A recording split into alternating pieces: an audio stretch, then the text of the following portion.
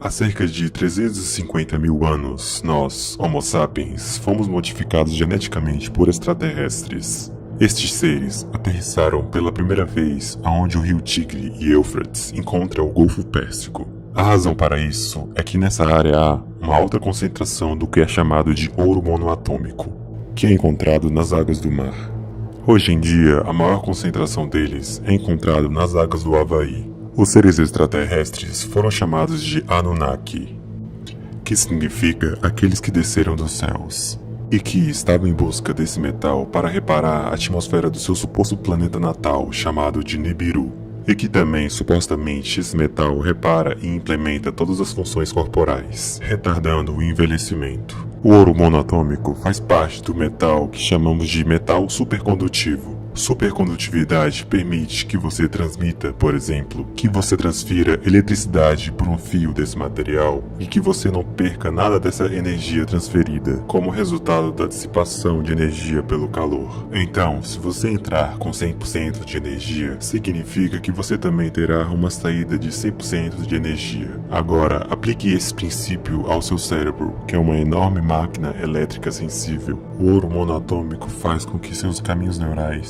sejam como se fossem autoestradas de energia quântica. Isso significa que todos os seus sentidos serão aprimorados. Também, toda a criação externa criada com essa tecnologia será mais bem otimizada, pois a energia não se dissipará. Isso faz com que eles consigam extrair energia do ponto zero, uma infinita fonte de energia que nunca se perde para alimentar qualquer tipo de dispositivo ou acessório. Atualmente, o ouro é muito usado para fazer processadores de computadores e celulares, a parte central de processamento onde é calculado todos os bits. Qualquer semelhança com a realidade desses fatos não é mera coincidência.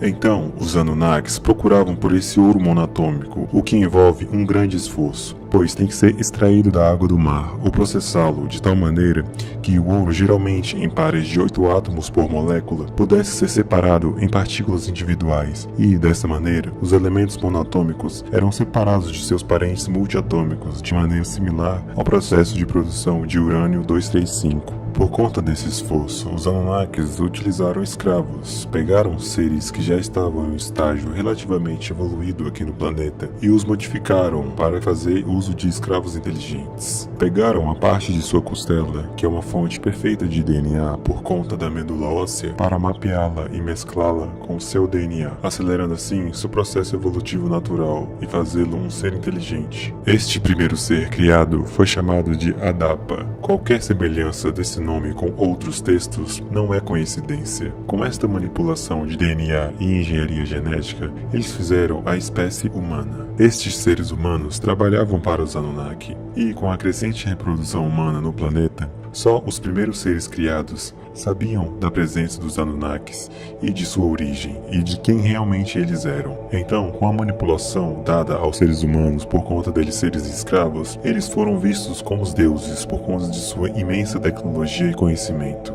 Então, hoje em dia, os estudiosos de história e arqueólogos veem a história dos Sumérios, a primeira civilização avançada da Terra, contadas com imenso detalhe como mitologia, sendo que os próprios Sumérios falam que o conhecimento deles foram dados pelos Anunnaki, aqueles que desceram dos céus. Alguns seres humanos receberam parte do conhecimento dos Anunnakis. Os últimos humanos conhecidos foram os judeus, que carregaram a arca em sua jornada do Egito para a Terra Prometida. Antes deles, a arca esteve em terras sumérias, babilônias e tibetanas. Esta arca, não a Arca de Noé, ela era conhecida por possuir poderes além da imaginação humana. Ela podia levitar e liberar o fogo das estrelas, como era contado. Uma perigosa exibição de poder como fogos de artifício, que ocorria quando os elementos monatômicos se tornavam estáveis. Para torná-los estáveis novamente, você precisava saber certos segredos. E com esses segredos, você poderia preservar a arca, assim como os seus poderes. Os homens que detinham conhecimento dos segredos da arca tiveram suas longas e prósperas vidas. Onde quer que a arca esteja, a cultura que a possui prospera. E durante os últimos séculos, ela foi levada de Jerusalém até Roma,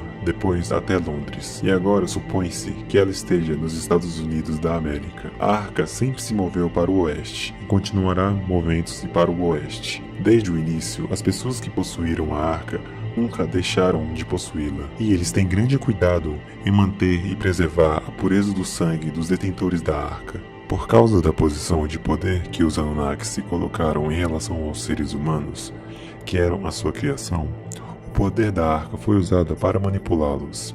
Não só a arca, mas todo o conhecimento que eles tinham do universo foram usados em favor da manipulação dos seres humanos para os servirem. Uma pequena parte dos Anunnakis acharam isso errado. Viram que sua criação era um ser vivo em essência, assim como eles mesmos eram, com o direito de conhecer e aprender sobre a vida e o universo.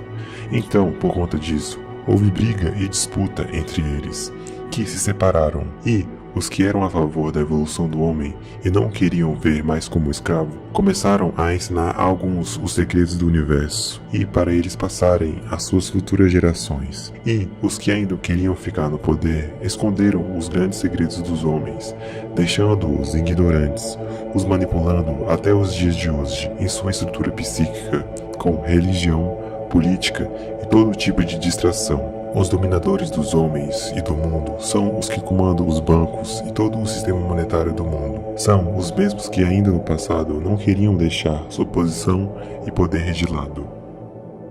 É por isso que existe tanta disputa e guerras ao redor da onde as primeiras civilizações surgiram. Disputas entre religiões para saber quem é o verdadeiro Deus, a pura origem da manipulação. A sabedoria de entender esses fatos é se colocar no lugar de um ser que está em constante evolução, aprendendo uns com os outros, ajudando a evoluir cada ser a entender a verdadeira história da Terra. Quando esses fatos alcançarem uma massa crítica, então o planeta dará um salto evolutivo para uma nova humanidade.